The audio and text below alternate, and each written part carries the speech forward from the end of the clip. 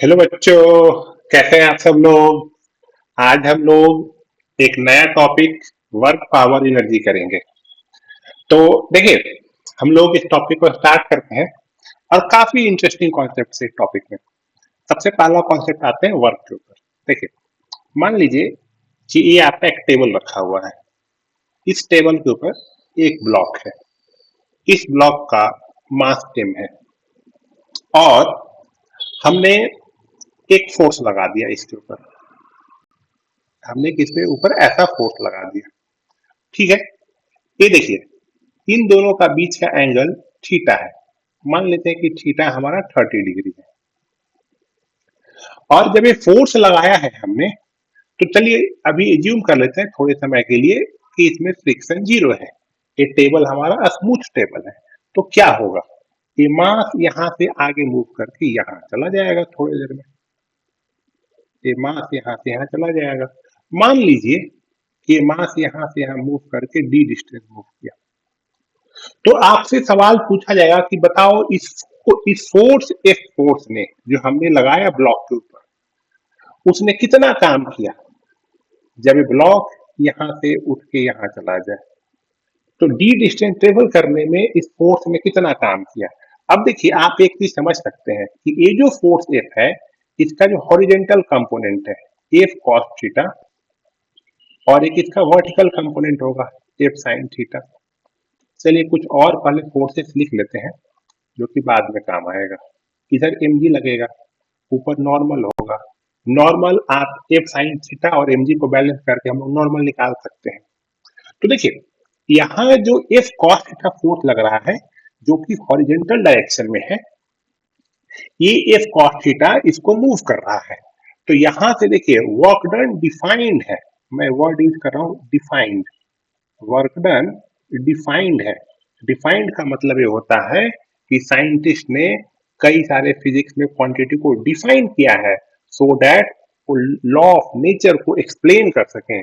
Law of nature को explain करने के लिए कई सारे फिजिकल क्वांटिटी डिफाइन किया गया है, जैसे कि वर्क डन है, पोटेंशियल एनर्जी है, जो कि इसी चैप्टर में हम लोग आगे पढ़ेंगे।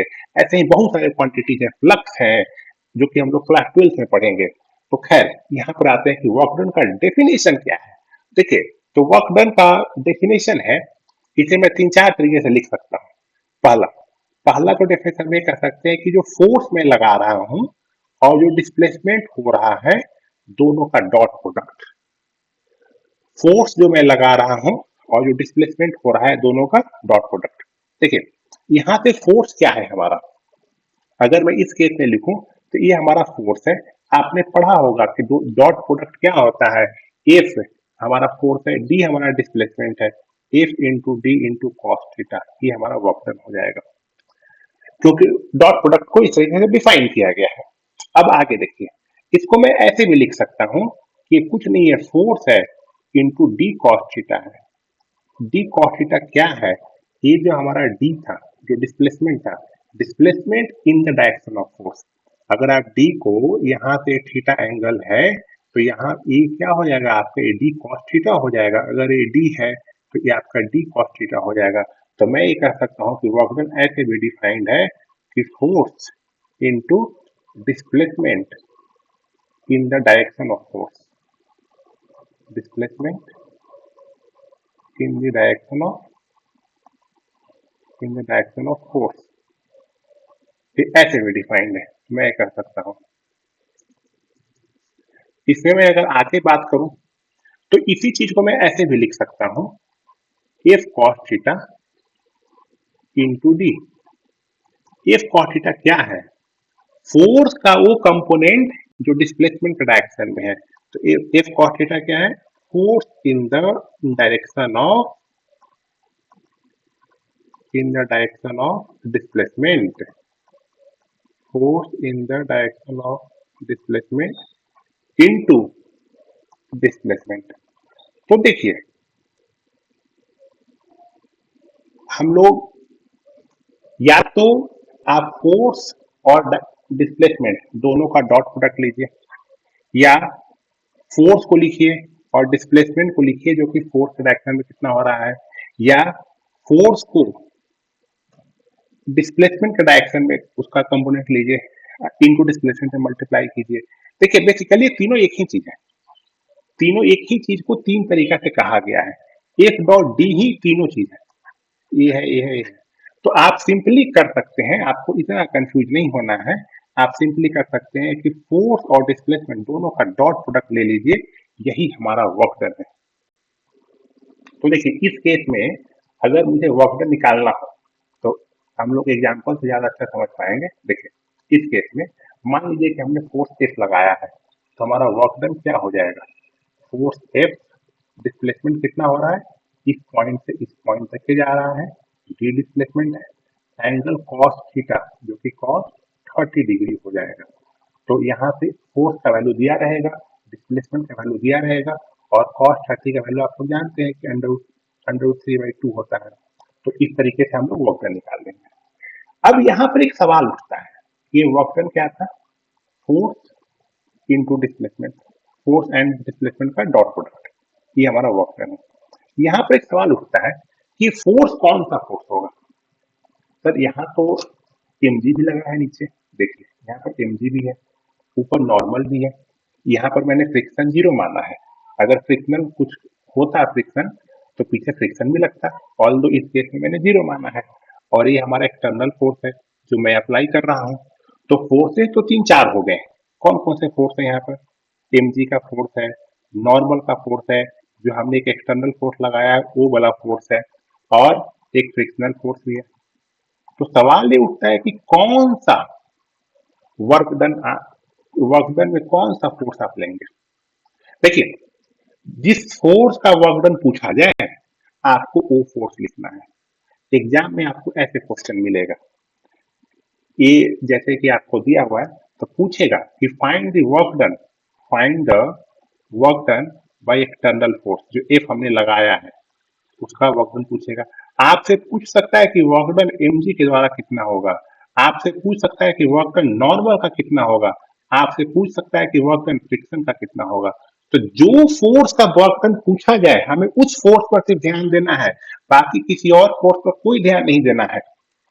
तो पहला चीज क्लियर हो गया कि फोर्स कौन सा होगा, वो फोर्स होगा जिसके बारे में पूछा गया है, जिसके बारे में पूछा गया है। क्लियर है। दूसरा डिस्प्लेसमेंट की बात करते हैं, ये डिस्प्लेसमेंट कौन सा होगा, डिस्प्लेसमेंट किसका डिस्प्लेसमेंट। देखिए displacement point of application of force का होता है। इस केस में ये ब्लॉक का डिस्प्लेसमेंट भी डी है, और हम फोर्स यहाँ पर लगा रहे हैं इस पॉइंट पर, तो इसका भी डिस्प्लेसमेंट डी है। लेकिन हम एक एग्जाम्पल से देखेंगे कि कैसे ब्लॉक का डिस्प्लेसमेंट और point of application of force का डिस्प्लेसमेंट दोनों अलग हो सकता है। लेकिन यहाँ पर फिलहाल आप मान लीजिए कि ये जो ब्लॉक है वो एक पॉइंट मास है। तो अगर पॉइंट मास है, बहुत छोटा है ये, तो जो इसका डिस्प्लेसमेंट होगा वही point of application of force का डिस्प्लेसमेंट होगा। और इस केस में तो ऐसे भी अगर आप पॉइंट मास नहीं भी मानेंगे तब भी अगर ये ब्लॉक यहाँ से यहाँ डी डिरेक्शन मूव कर रहा है तो ये पॉइंट भी यहाँ से यहाँ डी डिरेक्शन मूव करेगा, ये तो कॉमन सेंस है। लेकिन आगे एक एग्जाम्पल देखेंगे उससे क्लियर हो जाएगा कि डिस्प्लेसमेंट हमें कौन सा लेना है। तो देखिए अगर मैं पूछूं कि वर्क डन में एक्सटर्नल फोर्स क्या होगा, तो आप यहाँ पर देख सकते हैं कि एक्सटर्नल फोर्स एफ इस डायरेक्शन में लग रहा है और हमारा डी इस डायरेक्शन में है। तो हम लोग ये कह सकते हैं कि एफ डी कॉस थीटा कितना है 30 डिग्री, ये हमारा आंसर हो जाएगा। एफ की वैल्यू दिया रहेगा, डिस्टेंस वैल्यू दिया रहेगा, और कॉस 30 का वैल्यू आप जानते हैं। अब वर्क डन में एम जी कितना होगा ध्यान दीजिएगा, अब हमें एम जी पर फोकस करना है, बाकी फोर्सेस को भूल जाओ। एम जी की बात हो रही है तो सिर्फ एम जी पर फोकस करेंगे। ये हमारा एम जी है, नीचे की तरफ लग रहा है, और हमारा डिस्प्लेसमेंट इस डायरेक्शन में हो रहा है। देखिए कोई और कलर चूज कर लेते हैं।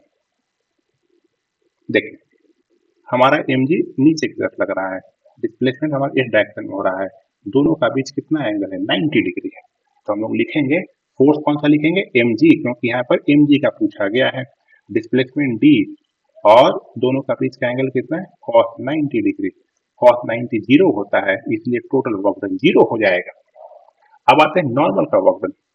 देखिए नॉर्मल फोर्स ऊपर की तरफ लग रहा है, कितना लग रहा है वो तो आप कैलकुलेट कर लेंगे, न्यूटन लॉ ऑफ मोशन में आपने पढ़ा होगा, मैं यहाँ उस पर नहीं जा रहा हूँ। ये जो नॉर्मल फोर्स है वर्टिकली अपवर्ड है, डिस्प्लेसमेंट हमारा क्या हो रहा है पॉजिटिव एक्स एक्सिस में, normal force positive y axis, sorry positive y axis में, दोनों का बीच का एंगल 90 डिग्री है यहाँ पे। तो यहाँ पर नॉर्मल का वर्क डन क्या होगा, नॉर्मल का फोर्स लिखेंगे इनटू डिस्प्लेसमेंट लिखेंगे इनटू cos 90 लिखेंगे, तो cos 90 जीरो होता है, तो ये भी जीरो हो गया। अब देखिए फ्रिक्शन का, मान लीजिए कि यहाँ फ्रिक्शन भी है, यहाँ फ्रिक्शन भी है और फ्रिक्शनल कोएफिशिएंट म्यू है, ये मैं मान लेता हूँ। तो आप जानते हैं कि फ्रिक्शनल फोर्स कितना होता है, फ्रिक्शनल फोर्स आपने पढ़ा होगा ना कि म्यू इंटू एन होता है फ्रिक्शनल फोर्स। अब यहाँ पर हमें नॉर्मल कैलकुलेट करना पड़ेगा कि नॉर्मल फोर्स कितना है, वो आप सिंपल कैलकुलेट कर सकते हैं कि ऊपर का फोर्स क्या है, नॉर्मल फोर्स है, प्लस ऊपर का फोर्स क्या है जो कि अपवर्ड डायरेक्शन में लग रहा है, एफ साइन थीटा है इक्वल टू एम जी है। यहाँ तो मैं बोल सकता हूँ कि नॉर्मल हमारा होगा एम जी माइनस एफ साइन थीटा, ये हमारा नॉर्मल हो गया। तो फ्रिक्शनल फोर्स क्या होता है, आपने न्यूटन लॉ ऑफ मोशन में पढ़ा होगा कि म्यू टाइम नॉर्मल एम जी माइनस एफ साइन थीटा, ये हमारा नॉर्मल फोर्स हो गया, सॉरी ये हमारा फ्रिक्शनल फोर्स हो गया, इनटू डिस्प्लेसमेंट, डिस्प्लेसमेंट डी है, इनटू कॉस, दोनों के बीच का एंगल देखना है कि फ्रिक्शनल फोर्स और डिस्प्लेसमेंट का बीच का एंगल। तो देखिए फ्रिक्शनल फोर्स कहाँ लगता है, बैकवर्ड एक्शन में लगता है, इस केस में कहाँ लगेगा, बैकवर्ड एक्शन में लगेगा। डिस्प्लेसमेंट कहाँ हो रहा है, फॉरवर्ड एक्शन में, दोनों के बीच का एंगल 180 डिग्री है, दोनों का बीच का एंगल 180 डिग्री है, तो यहाँ पे लिखेंगे cos 180 डिग्री, और cos 180 होता है -1, तो ये आ जाएगा minus mu into D into M जी माइनस एफ साइन थीटा। अब देखिए ये तो कुछ ना कुछ पॉजिटिव होगा, म्यू भी पॉजिटिव होता है, डी भी पॉजिटिव होता है, यानी कि फ्रिक्शन का वर्क डन निगेटिव आएगा। अब आप यहाँ से देखिए ध्यान से, यहाँ पर फोर्स एक पॉजिटिव है, डी पॉजिटिव है, cos 30 पॉजिटिव है, तो एफ का वर्क डन पॉजिटिव आएगा। तो अब हमने देखा कि एक्सटर्नल फोर्स का वर्क डन पॉजिटिव है, एम जी का जीरो है, नॉर्मल का जीरो है, फ्रिक्शन का नेगेटिव है, इससे हम कह सकते हैं कि जो हमारा वर्क डन है it can be positive, it can be zero, it can be negative. अब आप पूछोगे कि सर फिर वर्क डन आखिर है क्या, ये स्केलर क्वांटिटी है वेक्टर क्वांटिटी है। तो देखिए वर्क डन कैसे डिफाइन था, फोर्स जो कि वेक्टर क्वांटिटी है और डिस्प्लेसमेंट जो कि वेक्टर है, इन दोनों का डॉट प्रोडक्ट, और आप जानते हैं कि डॉट प्रोडक्ट एक स्केलर देता है, इसका मतलब कि वर्क डन हमारा स्केलर क्वांटिटी है। इसके बाद आप ये पूछोगे कि सर इसका यूनिट क्या होता है, देखिए फोर्स का यूनिट होता है न्यूटन और डिस्प्लेसमेंट का यूनिट होता है मीटर, तो वर्क डन का यूनिट क्या हो गया, यूनिट ऑफ वर्क डन हम बता सकते हैं न्यूटन इंटू मीटर, और इसी न्यूटन मीटर को हम लोग जूल भी कहते हैं, ये जूल एक साइंटिस्ट हैं उनके नाम पर रखा गया है जूल। अब देखिए इसका सीक्रेट यूनिट होगा जब हम लोग न्यूटन को हम लोग डाइन में रखेंगे, आप लोग जानते हैं 1 न्यूटन इक्वल टू 10⁵ डाइन होता है, डाइन सीजीएस यूनिट है, और मीटर को हम लोग सेंटीमीटर में रखेंगे, तो 1 मीटर इक्वल टू 100 सेंटीमीटर होता है। तो ये आ जाएगा, अगर मैं यहाँ से लिख दूं कि 1 newton metre equal to 1 joule होगा, तो मैंने न्यूटन मीटर को लिख दिया, न्यूटन को लिख दिया 10⁵ डाइन, और मीटर को लिख दिया सेंटीमीटर में इक्वल टू जूल। अब देखिए ये आपका आ गया 10⁷ dyne into centimetre equal to joule, 1 joule. अब आप देखिए यहाँ पर डाइन इंटू सेंटीमीटर ये दोनों सीजीएस यूनिट है जो कि अर्ग बोलते हैं, अर्ग। तो हम ये कर सकते हैं कि 1 जूल इक्वल टू 10⁷ अर्ग, तो जूल हमारा एसआई यूनिट है और अर्ग हमारा सीजीएस यूनिट है। अब हम लोग अपने दूसरे सवाल पर आते हैं कि डिस्प्लेसमेंट कौन सा लेना है हमें। देखिए एक आपको एग्जाम्पल समझाते हैं, मान लीजिए कि कुछ ऐसा सिस्टम है हमारे पास,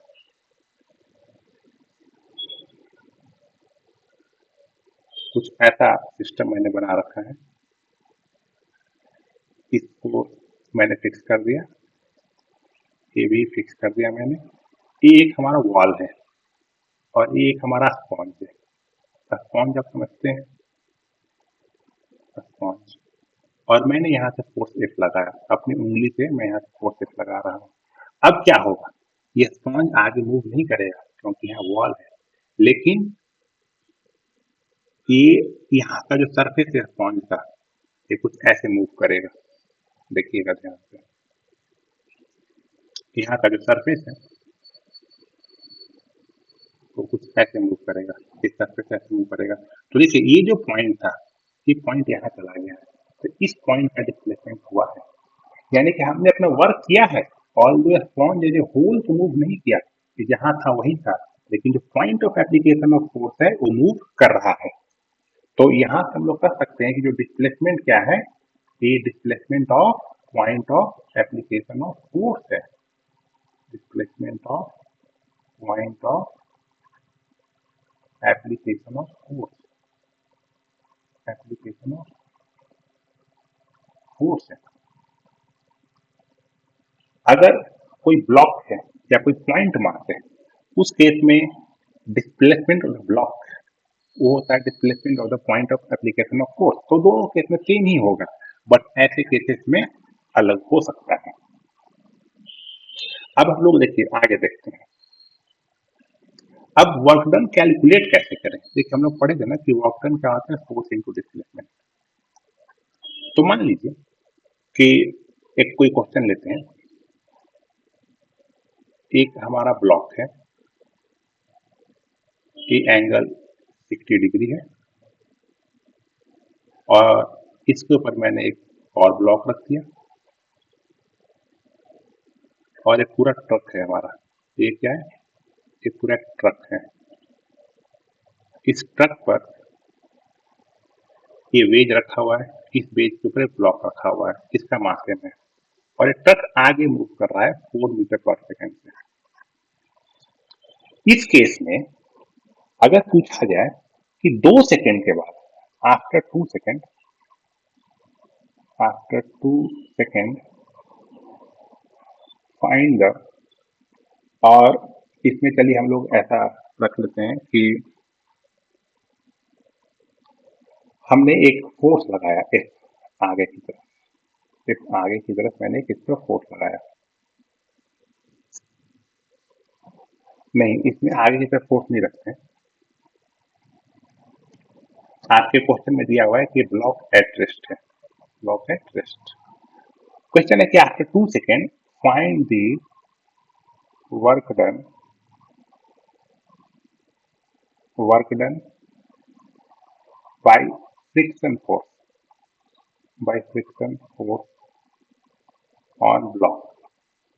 देखिए ब्लॉक हमारा रेस्ट पर है, तो इस ब्लॉक के ऊपर mg नीचे फोर्स लगेगा, इसके परपेंडिकुलर नॉर्मल फोर्स लगेगा, और चूंकि ब्लॉक एट रेस्ट है तो mg का एक कंपोनेंट इसके परपेंडिकुलर आएगा mg cos थीटा, दूसरा आएगा along plane mg sin theta, mg sin theta.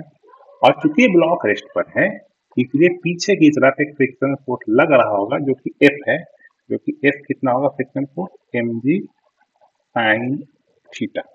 और फ्रिक्शनल फोर्स और ये आगे का फोर्स mg sin थीटा दोनों इक्वल है, इसलिए ब्लॉक एट रेस्ट है। क्वेश्चन पूछा है कि इस फ्रिक्शनल फोर्स ने 2 सेकेंड में कितना काम किया। देखिए ट्रक का यूनिफॉर्म वेलोसिटी है 4 मीटर पर सेकेंड का, इसका मतलब कि 2 सेकेंड के अंदर ये जो ट्रक है हमारा वो 8 मीटर आगे चला जाएगा, ट्रक 8 मीटर आगे चला जाएगा, तो ब्लॉक भी 8 मीटर आगे चला जाएगा। तो ब्लॉक का डिस्प्लेसमेंट कितना होगा, 8 मीटर, क्योंकि ये पूरा जो सिस्टम है, ये वेज, ये ब्लॉक, ये सब कुछ रेस्ट है, रेस्ट पर है विथ रिस्पेक्ट टू ट्रक। इस ट्रक के रिस्पेक्ट में देखेंगे तो सब कुछ एट रेस्ट है। तो यहां से हम लोग कह सकते हैं कि अगर एक ट्रक 8 मीटर मूव किया 2 सेकेंड में, तो ये वेज भी 8 मीटर मूव करेगा, ये ब्लॉक भी 8 मीटर मूव करेगा। तो ब्लॉक का डिस्प्लेसमेंट कितना हो गया, 8 मीटर हो गया। और हमारा फ्रिक्शनल फोर्स कितना है, mg sin थीटा है, तो लिख देते हैं वाटर में फ्रिक्शन क्या हो जाएगा, mg sin theta into displacement 8 metre है, इंटू, देखिए यहाँ से डिस्प्लेसमेंट कैसे हो रहा है, ये डायरेक्शन में हो रहा है, डिफरेंट कलर चूज कर लेते हैं। देखिए डिस्प्लेसमेंट कहाँ हो रहा है, ऐसे हो रहा है, हॉरिजॉन्टल डायरेक्शन में हो रहा है, डिस्प्लेसमेंट हॉरिजॉन्टल में हो रहा है। फ्रिक्शन कहाँ हमें लग रहा है, वेज के अलोंग ऐसे ऊपर लग रहा है। तो इन दोनों का बीच का एंगल कितना है, इन दोनों का बीच का एंगल कितना है, देखिए ये एंगल थीटा है अगर, तो ये भी थीटा होगा। तो इन दोनों का बीच का एंगल हो गया 180 माइनस थीटा, 180 माइनस थीटा। अब मैं कह सकता हूं कि फ्रिक्शनल फोर्स का वर्क डन होगा mg sin थीटा, हमारा फोर्स हो गया, डिस्प्लेसमेंट 1 मीटर हो गया, इनटू कॉस थीटा, थीटा कितना है 180 माइनस थीटा। अब m का वैल्यू दिया रहेगा आपको, g का वैल्यू पता है आपको, g की वैल्यू आप 10 ले सकते हैं यहाँ पर, 10 मीटर पर सेकंड स्क्वायर। और साइन थीटा, थीटा का 60 डिग्री साइन थीटा आ जाएगा, 8 की वैल्यू पता है आपको। कॉस 180 माइनस थीटा होता है माइनस कॉस थीटा। तो इसको सारा वैल्यू पुट करके हम लोग वर्क डन फ्रिक्शन निकाल सकते हैं। तो इस केस में वर्क डन फ्रिक्शन आपका निगेटिव आएगा, क्योंकि ये जो एंगल है वो 90 से बड़ा है, और कॉस जब भी 90 से बड़ा होता है और 180 से छोटा होता है तो निगेटिव होता है, इसलिए वर्क डन में निगेटिव आएगा। तो ये बात तो हो गई कि चलिए फ्रिक्शन का वर्क डन नहीं हुआ। लेकिन अगर मैं ये कहूं कि मैं खुद इस ट्रक पर यहाँ बैठ जाऊं, मैं खुद इस ट्रक पर यहाँ बैठ जाऊं और मेरे रिस्पेक्ट में फ्रिक्शनल फोर्स ने इस ब्लॉक के ऊपर कितना वर्क किया, मेरे रिस्पेक्ट में फ्रिक्शनल फोर्स ने इस ब्लॉक के ऊपर कितना वर्क किया। तो देखिए, अगर मैं खुद ट्रक पर बैठा हुआ हूं, यानी कि मैं भी 4 मीटर पर सेकंड से मूव कर रहा हूं, 2 सेकंड में मैंने भी 8 मीटर मूव किया, ये ब्लॉक ने भी 8 मीटर मूव किया, तो मुझे तो ब्लॉक एट रेस्ट दिखाई देगा। तो मुझे मेरे रिस्पेक्ट में इस ब्लॉक का डिस्प्लेसमेंट क्या है, जीरो है। और जब ब्लॉक का डिस्प्लेसमेंट ही जीरो है तो वर्क डन बाय फ्रिक्शन क्या हो जाएगा, frictional force F into displacement into cos theta. तो चूंकि डिस्प्लेसमेंट जीरो है इसलिए पूरा वर्क डन फ्रिक्शन जीरो हो जाएगा। अब आपने समझ लिया कि वर्क डन डिपेंड करता है फ्रेम ऑफ रेफरेंस पर। ये वाला फ्रेम ऑफ रेफरेंस हम लोग कौन सा ले रहे थे, ग्राउंड। हम लोग ग्राउंड के रिस्पेक्ट में देख रहे थे कि ब्लॉक कितना मूव किया है, और ये दूसरा हमारा कौन सा फ्रेम ऑफ रेफरेंस है, ट्रक के फ्रेम में देख रहे हैं, ट्रक के फ्रेम में देख रहे हैं। तो हमने एक चीज सीखा कि work done frame of reference पर डिपेंड करता है। और आप देखिए वर्क डन क्या होता है, फोर्स इंटू डिस्प्लेसमेंट। चूंकि ये डिस्प्लेसमेंट अपने आप में फ्रेम ऑफ रेफरेंस पर डिपेंड करता है, डिस्प्लेसमेंट डिफाइंड ही है फ्रेम ऑफ रेफरेंस के अनुसार। अगर फ्रेम ऑफ रेफरेंस चेंज हो जाएगा तो डिस्प्लेसमेंट अलग हो जाएगा। इसलिए वर्क डन भी हम कह सकते हैं कि work done depends upon the frame of reference, कि किस रेफरेंस से आप देख रहे हैं उसके अनुसार वर्क डन चेंज करेगा। जैसे कि जब हम लोग ट्रक के फ्रेम ऑफ रेफरेंस से देख रहे थे तो फ्रिक्शन का वर्क डन जीरो था, और जब हम लोग ग्राउंड के फ्रेम ऑफ रेफरेंस से देख रहे थे तो फ्रिक्शन का वर्क डन निगेटिव था। एक कॉन्सेप्ट क्लियर हो गया। अब हम लोग अगले कॉन्सेप्ट पर चलते हैं।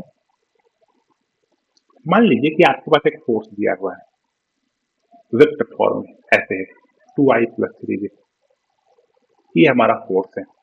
और ये कहा कि जब हम लोग 0,0 से 2,3 तक जाते हैं, देखिए ये कुछ ऐसे फोर्स लग रहा है F। F कितना है 2i+3j, मतलब कि 2 न्यूटन इधर i कैप में और 3 न्यूटन j कैप में। एक पार्टिकल ऑरिजिन पर रखा हुआ है, उसके ऊपर 2 न्यूटन आई डायरेक्शन में, मतलब कि x डायरेक्शन में लग रहा है, और 3 j कैप मतलब 3 न्यूटन y डायरेक्शन में लग रहा है। तो नेट फोर्स कितना हो जाएगा, 2i+3j कैप, लिख दिया हमने। अब ये पार्टिकल था ऑरिजिन पर, ये यहां से मूव करके चला गया इस पॉइंट पर 2,3 पर। ये 0,0 का कोऑर्डिनेट है, 2,3 इसका फाइनल कोऑर्डिनेट है। अब मुझे निकालना है कि वर्क डन कितना होगा। देखिए यहाँ पर हम लोग जानते हैं, देखिए हमने पढ़ा है ना कि वर्क डन क्या होता है, सॉरी, वर्क डन क्या होता है, वर्क डन हमारा होता है force F dot D, force और डिस्प्लेसमेंट का डॉट प्रोडक्ट। तो अगर हम लोग फोर्स को कांस्टेंट है, ये फोर्स हमारा कांस्टेंट है क्योंकि इसमें कहीं पर भी एक्स वाई जेड नहीं, ये फोर्स हमारा कहीं पर भी वेरी नहीं कर रहा है। अगर कोई इसमें एक्स वाई जेड होता, टी होता, तो समझ में आता कि फोर्स हमारा वेरी कर रहा है, बट फोर्स हमारा कांस्टेंट है, ये फोर्स कांस्टेंट है। बट डिस्टेंस यहाँ से यहाँ हमें जाना है, हमें यहाँ से यहाँ जाना है, मान लीजिए कि पॉइंट ए है, ये पॉइंट बी है, हमें ए से बी तक जाना है, ए और बी का कोऑर्डिनेट हमारे पास दिया हुआ है।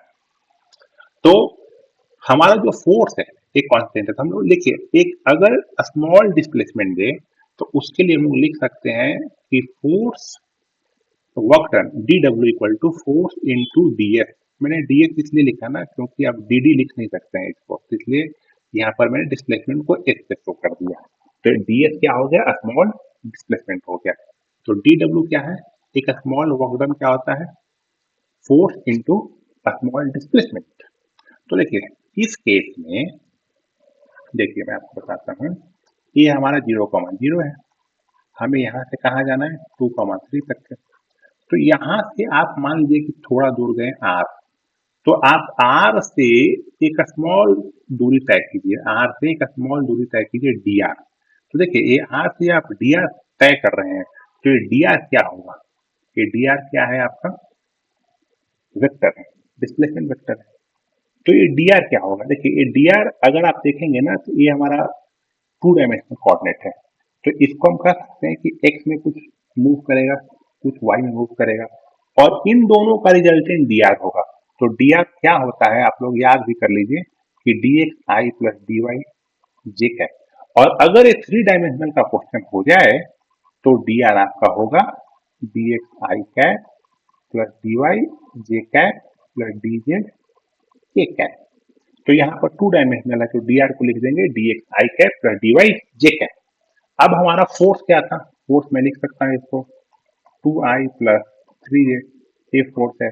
डिस्प्लेसमेंट कितना है D x i cap plus d y j cap, और इन दोनों का हमें डॉट प्रोडक्ट लेना है, हमने डॉट कर दिया। अब देखिए तो ये हमारा क्या आएगा डी डब्ल्यू।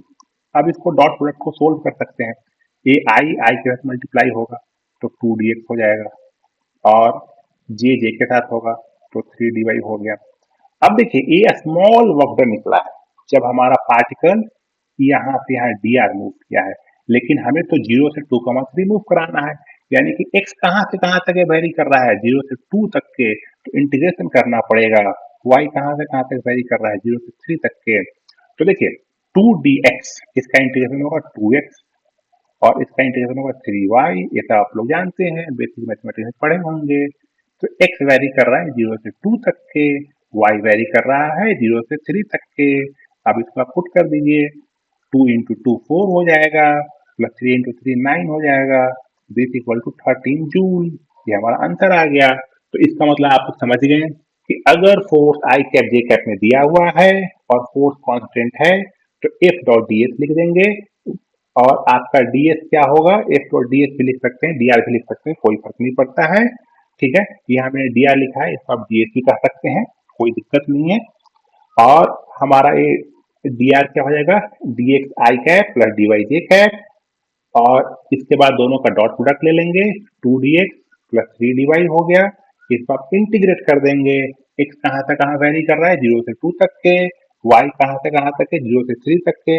क्योंकि देखिए जब 0,0 से 2,3 तक के गया तो x कोऑर्डिनेट यहाँ पे 0 था, x कोऑर्डिनेट क्या था 0 था, और यहाँ पर x कोऑर्डिनेट कितना हो गया 2 हो गया।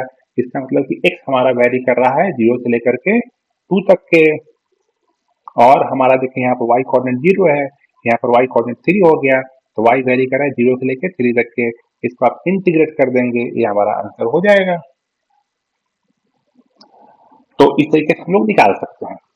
लेकिन अब आप पूछो कि सर अगर क्वेश्चन कुछ ऐसा हो कि मान लीजिए कि एक ब्लॉक है, एक ब्लॉक है ऐसे, इस पर x डायरेक्शन में हमारा फोर्स लग रहा है 2x 2x स्क्वायर, ये 2x रखते हैं 2x आई कैप, और उसके चलते ब्लॉक यहाँ पर x इक्वल टू 0 पर है, जो कि थोड़े देर में यहाँ पहुंच जाता है, x इक्वल टू 10 मीटर है, मतलब 0 मीटर से लेकर 10 मीटर का डिस्टेंस ट्रेवल कर लेता है। हमारा फोर्स क्या है 2x आई कैप है। अब देखो आप फोर्स वेरी कर रहा है, जैसे जैसे x चेंज करेगा, यहाँ पर x इक्वल टू 1 मीटर है तो फोर्स आपका 2 न्यूटन है, x इक्वल टू यहाँ पर 2 होगा तो फोर्स 4 न्यूटन हो गया, x इक्वल टू 3 हो गया फोर्स 6 न्यूटन हो गया। तो फोर्स डिस्टेंस के साथ कॉन्टिन्यूसली चेंज कर रहा है, ऐसे हम लोग वर्क डन कैसे निकालेंगे? तो सेम फॉर्मूला हम लोग इस्तेमाल करेंगे। डी डब्ल्यू इक्वल टू, हमारे पास फोर्स क्या है, 2x है, 2x है, वेरी कर रहा है एक डायरेक्शन में, बट किस डायरेक्शन में, आई कैप है, यानी कि एक डायरेक्शन में है। और डिस्प्लेसमेंट, तो एक डायरेक्शन में एक स्मॉल डिस्प्लेसमेंट मान लेते हैं dx, कितना मान लेते हैं dx। देखिए, ये जब हमारा पार्टिकल था यहाँ पर 0,0 पर, तो हमने माना कि यहाँ से जब x डिस्टेंस जा रहा है, यहाँ से x डिस्टेंस पर एक स्मॉल डिस्प्लेसमेंट dx हो रहा है।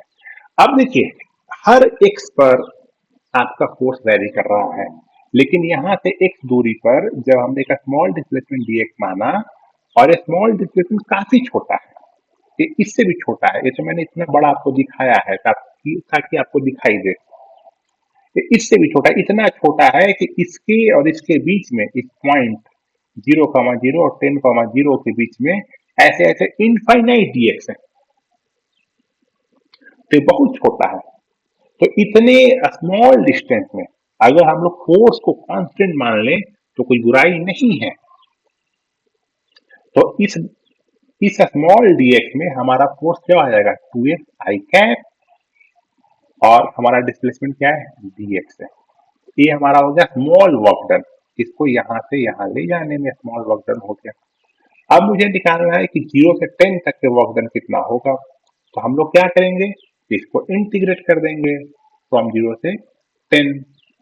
अब आप लोग इंटीग्रेशन जानते हैं, ये dx आई कैप होगा क्योंकि ये भी x डायरेक्शन में है, तो इसका इंटीग्रेशन हो जाएगा 2x dx, 2x dx from 0 to 10, this equal to X square, इसका इंटीग्रेशन क्या होगा, एक्स स्क्वायर 0 से 10, जो कि आ गया 100 जूल। तो इस तरीके से हम लोग वर्क डन हमने निकाल दिया। अब देखिए, क्वेश्चन ऐसा भी हो सकता है आपको कि यहाँ तो फोर्स एक्स में वेरी कर रहा था, अगर कुछ फोर्स ऐसा हो कि मान लीजिए कि ये सेम ब्लॉक है और इसको फिर से हम यहाँ से यहाँ तक लेके जा रहे हैं, बट इसका फोर्स ऐसे वेरी कर रहा है, इफ इक्वल टू 2t²। ये फोर्स हमारा टाइम के साथ वेरी कर रहा है।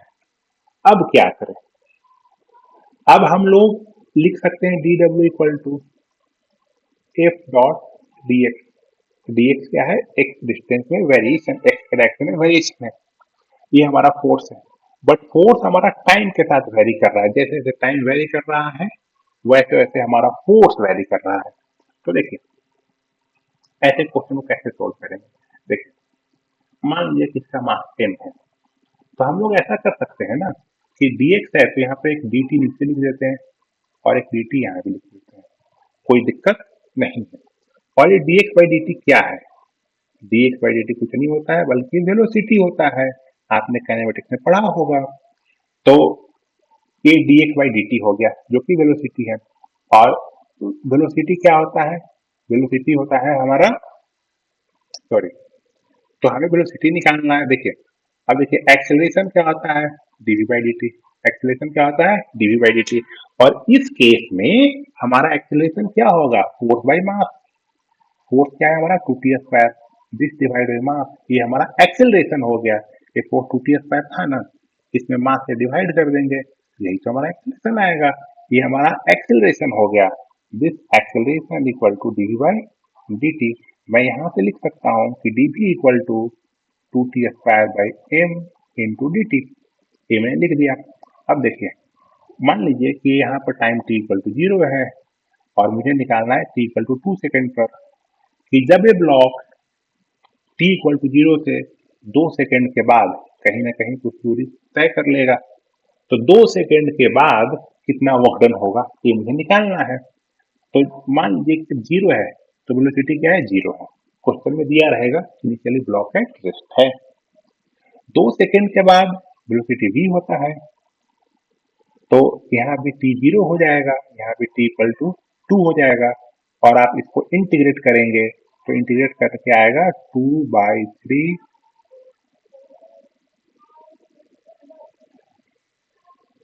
यहाँ अगर मान लीजिए कि 2 सेकेंड के बजाय एक t टाइम दे दिया है, ऐसा हो सकता है कि जनरल हम लोग निकाल लेते हैं, अच्छा रहेगा कि यहाँ से t इक्वल टू 0 से लेके t equal to t time तक के, या 2 सेकंड भी रख सकते हैं, कोई दिक्कत नहीं है। तो चलिए 2 सेकंड रख लेते हैं, अच्छा रहेगा। तो चलिए 2 सेकंड हमने रख लिया, यहाँ पर 2 सेकंड रख लिया। तो इसे हम लोग सोल्व करेंगे, ये आ जाएगा 2 time T Q by 3m। अब देखिए जो वेलोसिटी है वो भी टाइम का फंक्शन है, वो भी टाइम का फंक्शन है। यहाँ से हमें रखते हैं 0 से 2, 0 से 2। अब हम लोग लिमिट को पुट करेंगे, 2 इंटू 8, 2 का क्यूब 8 हो जाएगा, डिवाइड बाई 3m माइनस 0, जो कि होगा 16 बाई 3m। ये हमारा आ गया वेलोसिटी। तो अब हम लोग इसमें इस इक्वेशन में रख देंगे कि हमारा फोर्स कितना था, 2t² था, D x by D T velocity कितना है, 16 बाई m है, इंटू डी टी है, और इसको इंटीग्रेट कर देंगे फ्रॉम 0 से 2, क्योंकि 0 से 2 सेकेंड में कितना मूव कर रहा है उसी टाइम पर हमें वर्क डन निकालना है, जो कि आ जाएगा 32t² by m dt। Integration from 0 से 2, इसको आगे मैं लिख सकता हूँ 32t³ बाई 3m, और यहाँ पर 0 से 2 होगा। अब बस लिमिट पुट कर दीजिए, आपका आंसर आ गया 32 इंटू 2 की पावर 3 कितना होगा, 8 डिवाइड बाई 3m, और इसको रखेंगे तो 0 हो जाएगा, इतना जूल हो गया।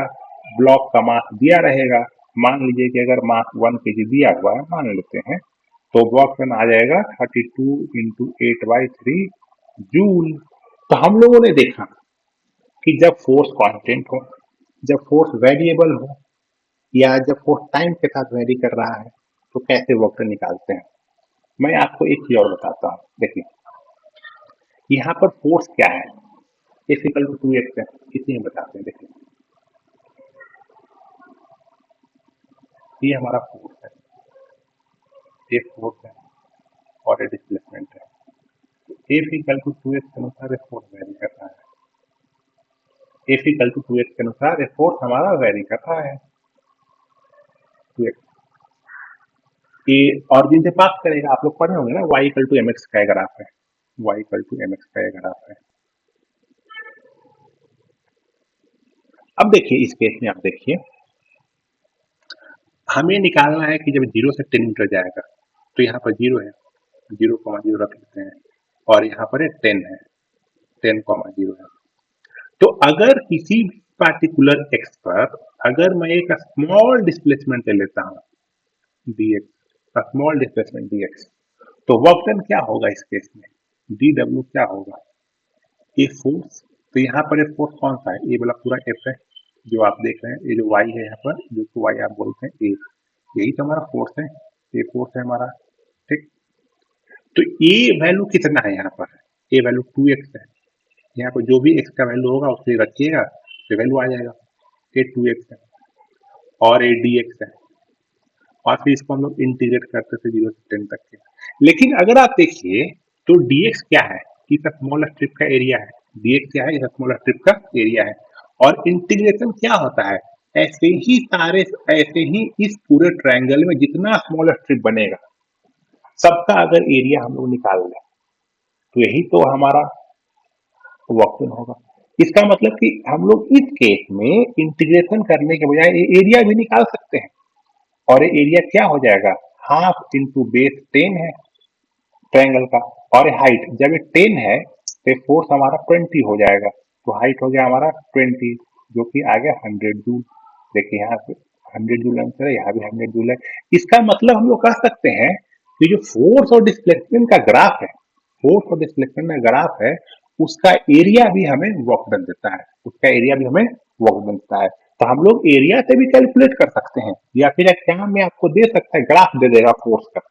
एग्जाम में ऐसे सवाल हो सकते हैं आपसे कि देखिए ऐसे सवाल दिए जा सकते हैं, ये हमारा फोर्स है और ये डिस्प्लेसमेंट है, कि फोर्स और डिस्प्लेसमेंट का कोई ग्राफ है, ऐसे दे दिया ग्राफ, और पूछा कि बताओ ये 0 है और यहाँ पर मान लीजिए कि 5 है, 5 मीटर 5, तो इसके बीच कितना वर्क डन हुआ, तो आप सिंपली इस एरिया को निकाल लेंगे, ये तो आप जानते हैं एरिया को निकालना।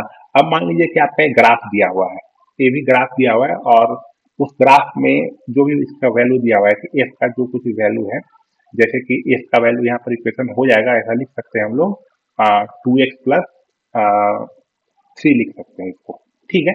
2x प्लस 3 मान लें कि एफ की वैल्यू है, तो यहाँ पर जब ये 0 है तो एफ का वैल्यू 3 हो जाएगा, और जब 5 है तो एफ का वैल्यू 13 हो जाएगा। तो देखिए ये आपको 3 मिल गया, ये आपको 13 मिल गया, ये आपको 5 मिल गया। इसका एरिया कैलकुलेट करके आप वर्क डन बता सकते हैं। तो वर्क डन इस केस में क्या हो जाएगा, हाफ इंटू ए ट्रेपीजियम है, ट्रेपीजियम के लिए आप जानते हैं half into sum of the parallel side, sum of the parallel side into distance between them, ये हो गया 16/2 जो कि 8 हो जाएगा, इंटू 5 जो कि 40 जूल आ गया। तो हम लोग क्या हमने सीखा, हम लोग फोर्स और डिस्प्लेसमेंट के ग्राफ में एरिया कैलकुलेट करके भी हम लोग वर्क डन निकाल सकते हैं। फोर्स और डिस्प्लेसमेंट के ग्राफ में एरिया कैलकुलेट करके भी वर्क डन निकाल सकते हैं।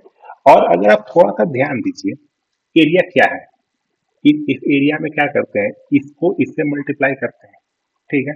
और वर्क डन में क्या करते थे, फोर्स को डिस्प्लेसमेंट से मल्टीप्लाई कर देते हैं। तो एरिया तो कुछ है ही नहीं बल्कि फोर्स और डिस्प्लेसमेंट का मल्टीप्लीकेशन है।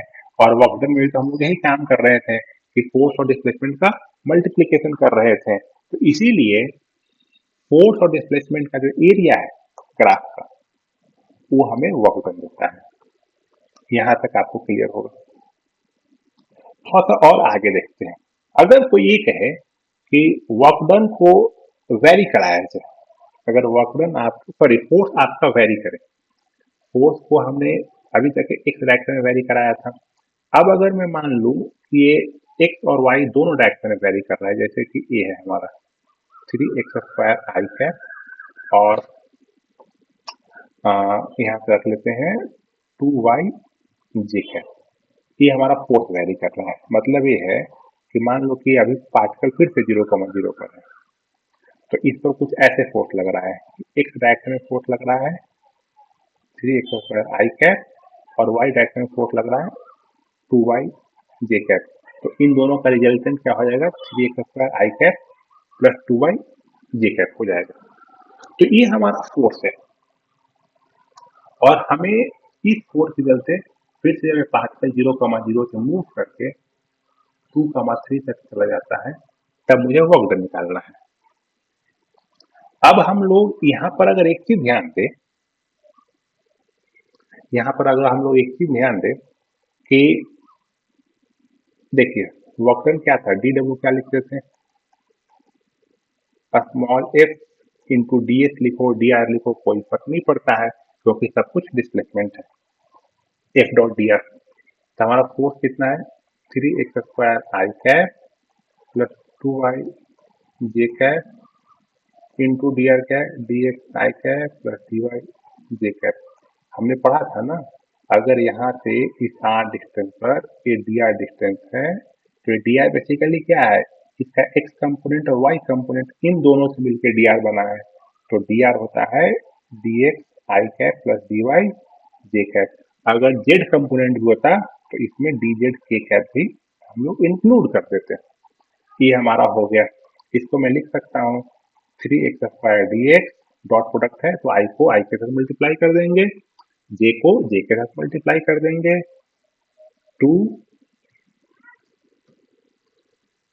2y dy, ये हमारा हो गया। इसको इंटीग्रेट कर देते हैं, x कहाँ से कहाँ वेरी कर रहा है, x कहाँ से कहाँ वेरी कर रहा है, ध्यान से देखेंगे हम लोग। तो x कंपोनेंट हमारा 0 से वेरी कर रहा है 2 तक के, इसको लिख सकते हैं 0 से 2 तक के। y कहाँ से कहाँ वेरी कर रहा है, 0 से वेरी कर रहा है 3 तक जा रहा है, इसको 3 लिख दिया। इसको सोल्व कर लेंगे, जो कि हो गया x³ plus y²। x very कर रहा है 0 से 2 तक के, y वेरी कर रहा है 0 से 3 तक के। आप लिमिट पुट कर दो,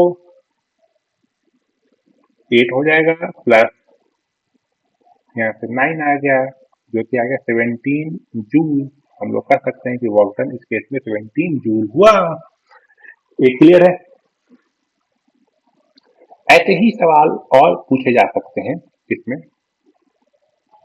आपको ऐसा दे सकता है कि देखिए हमने यहाँ पर एक पॉइंट ए है, इस पॉइंट ए का मान ली कोऑर्डिनेट 2,3 है।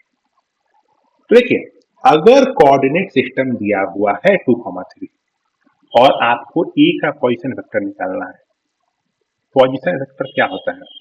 अगर ऑरिजिन से उस पॉइंट को आप मिला दें, ऑरिजिन से उस पॉइंट को मिला दें, तब ये जो वेक्टर बनता है ओ ए, वही ए का पोजीशन वेक्टर है। वो ए क्या है? ए का पोजीशन वेक्टर है। तो अगर आपका कोऑर्डिनेट सिस्टम दिया हुआ है, 2,3 कोऑर्डिनेट दिया हुआ है, तो पोजीशन वेक्टर लिखने के लिए आप क्या करेंगे कि एक्स के साथ आई जोड़ देंगे और जे के साथ जे जोड़ देंगे। ऐसा आपने वेक्टर में पढ़ा होगा। ये हमारा ओ ए। दूसरा पॉइंट बी है। बी मान लीजिए कि हमारा 4,5 है, 4,5 का ऊपर होगा, तो इसको रख लेते हैं 4,1। ये भी हमारा 4,1 है, तो ये ओ बी पोजिशन वेक्टर क्या होगा? ओ बी वेक्टर हो जाएगा 4i प्लस जे कैप। और एक पार्टिकल को ए से बी तक लाया गया, ए से बी तक लाया गया। ए से बी तक लाने में एक फोर्स लगाया गया, ए से बी तक के लाने में एक फोर्स लगाया गया एफ में।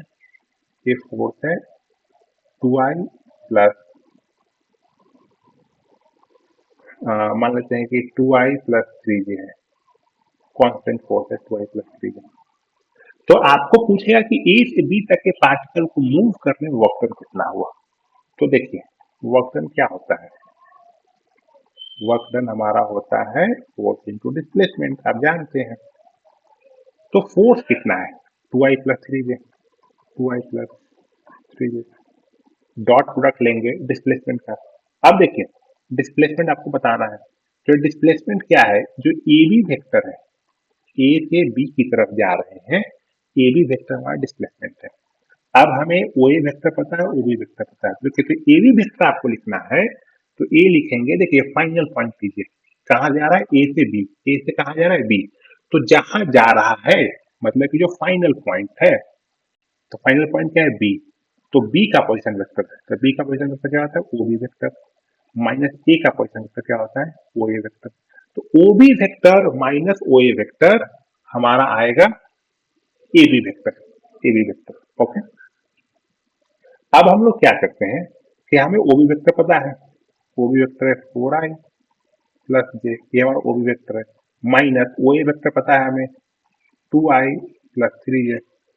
अब अगर इसको मैं सब्ट्रैक्ट कर दूं तो ये आ जाएगा 2i माइनस 2j। कोई दिक्कत नहीं। इस तरीके से हमने इसका पोजीशन वेक्टर लिख लिया। अगर आप, सॉरी, इस तरीके से हमने ए बी वेक्टर लिख लिया। अगर आपको लिखने में प्रॉब्लम हो तो आप ट्रायंगल लॉ ऑफ एडिशन भी लगा सकते हैं। देखिए, ओ ए वेक्टर लिख सकते हैं ट्रायंगल ऑफ एडिशन से कि O A vector plus A B vector equal to O B vector. ये ओ ए वेक्टर है प्लस ए बी वेक्टर, ये दोनों किसके बराबर होगा? ए बी वेक्टर के बराबर होगा। तो यहां से हम लिख सकते हैं कि A B vector equal to O B vector minus O A vector, ऐसे भी लिख सकते हैं। सबसे आसान तरीका है लिखने का कि जो फाइनल पॉइंट है, जो अंतिम वाला पॉइंट है, उसका पोजीशन वेक्टर लिखिए, माइनस पहले वाला का लिखिए। ठीक है। तो ये हमारा आ गया पोजीशन वेक्टर, और ये हमारा फोर्स था। The force into position vector 2i minus 2j, this equal to i को आई से हम लोग मल्टीप्लाई करेंगे, 4 हो जाएगा, माइनस हम लोग यहाँ भी मल्टीप्लाई करेंगे तो 6 हो जाएगा। This equal to -2 joule, -2 joule का वर्क डन हुआ इस केस में। ठीक है, क्लियर है? तो इस कैसे हम लोग सिंपली फोर्स को और डिस्प्लेसमेंट को लिख करके हम लोग वर्क डन निकाल सकते हैं। सो थैंक यू बच्चों।